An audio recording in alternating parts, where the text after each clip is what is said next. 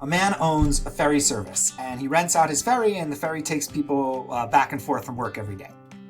Now, one day, the man goes down, and he's inspecting the ferry, and he goes into the engine room, and he notices that some of the bearings on the engine are worn out. And he knows this is a real problem because it can cause a fire in the engine and a fire on the ferry.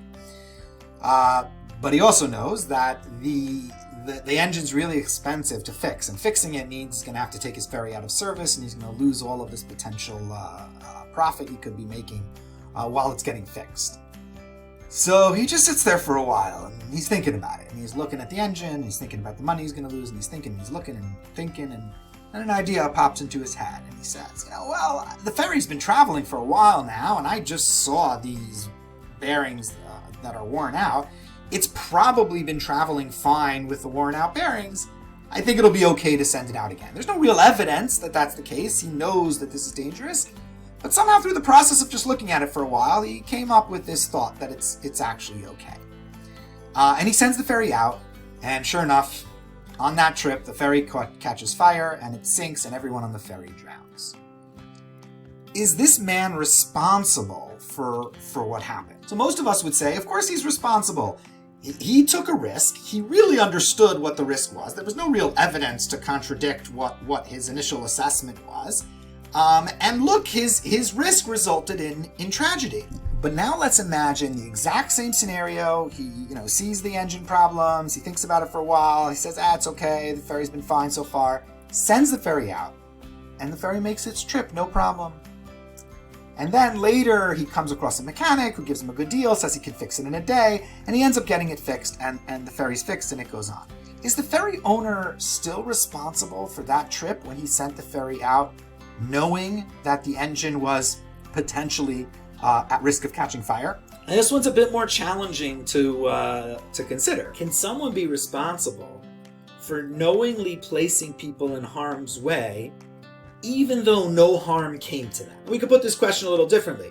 Are people responsible for sloppy thinking? Are people responsible for bad ideas that don't harm anyone?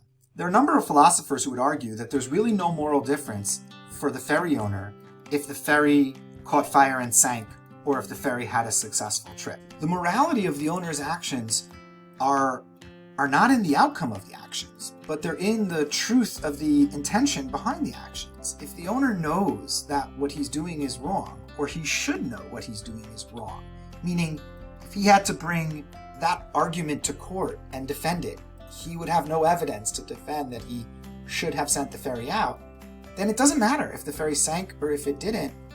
At the end of the day, the morality of his actions are in the quality and truth of the idea in the first place. This is what philosophers call epistemic responsibility, or the idea that we are responsible for the truth in the ideas that we share or introduce into the world. If we know an idea is false or it's unsupported by evidence, we must not share it.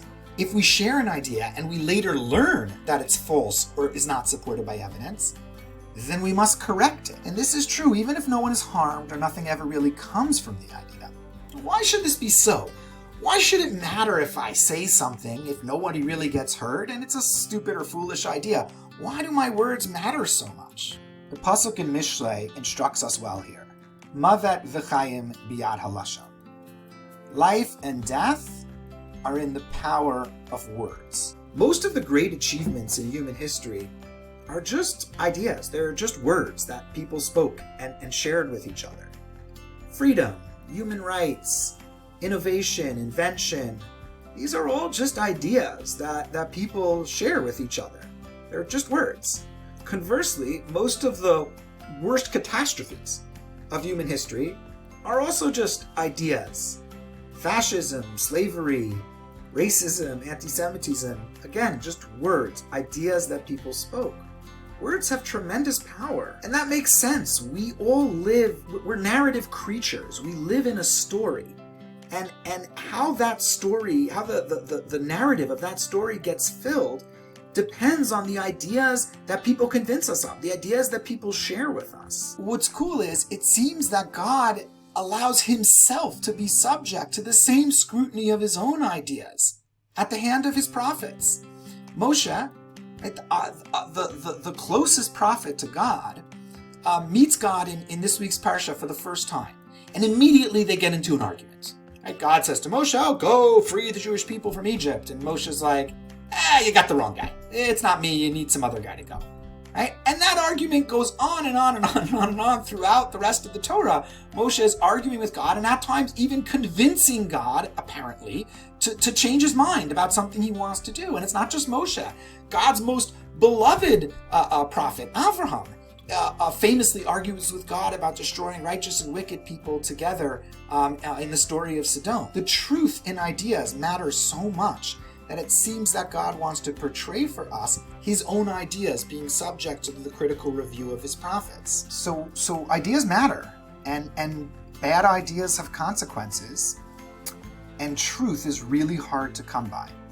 And I would argue that that's probably true today more than it's ever been, just because the volume of ideas that we're presented with has just increased so much, and evidence is hard to evaluate, and fact is hard to distinguish from fiction.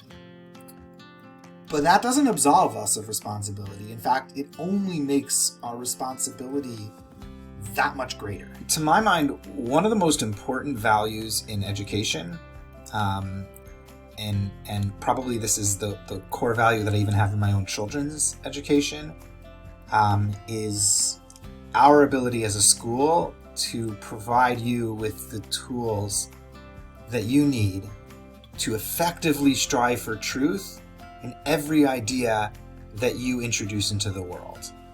In the core words that you say, you are equipped with the ability to properly evaluate the truth of the intention behind those words. I just think the consequences of being untruthful can just be catastrophic. Shabbat Shalom, everyone.